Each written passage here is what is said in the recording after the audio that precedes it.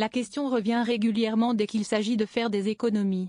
Alors que le gouvernement a commencé à préparer le budget 2026 avec à la clé au moins 40 milliards d'euros d'économies supplémentaires, la ministre des Comptes publics Amélie de Montchalin a livré de nouvelles pistes ce dimanche 27 avril sur CNews.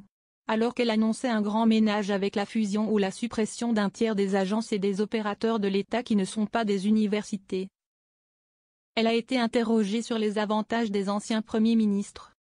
Alors que le journaliste insistait notamment sur la voiture avec chauffeur et sa symbolique, Amélie de Montchalin a d'abord répliqué sur un volet indépassable à ses yeux, la sécurité de nos anciens premiers ministres. C'est un budget de quelques millions d'euros. Il y a une partie sur laquelle je pense que c'est du populisme que de considérer que l'on fera des économies, a-t-elle ajouté. Pour autant, Amélie de Montchalin, n'ayant pas de tabou sur le sujet, s'est dit tout à fait prête, si le Parlement a envie d'aller sur ce sujet, à évoquer les enjeux d'assistance et de secrétariat. Si on a envie de supprimer, je n'y vois pas d'inconvénient, a-t-elle précisé. Des milliards contre des millions d'euros d'économies. Surtout, la ministre a insisté sur l'échelle de ces éventuelles économies. Vous voyez les opérateurs dont je vous parle, fusionner ou supprimer un tiers, c'est 2 à 3 milliards d'euros d'économies. Ce dont vous me parlez, on parle de quelques millions. Ne laissons pas croire aux Français que c'est par ces avantages que nous ferions les économies les plus importantes, a-t-elle insisté.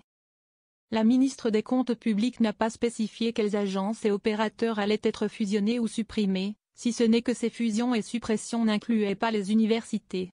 Plusieurs agences étaient dans le collimateur du gouvernement et de la droite en début d'année, notamment l'agence Bio, menacée un temps de disparition après le vote mi-janvier au Sénat d'un amendement auquel la ministre de l'Agriculture, Annie Genevard, ne s'était pas opposée.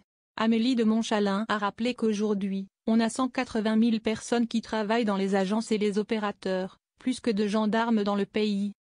Ces 180 000 personnes ont tout un métier, une mission, et notre rôle, c'est de considérer que les choses ne sont pas immuables, a-t-elle ajouté.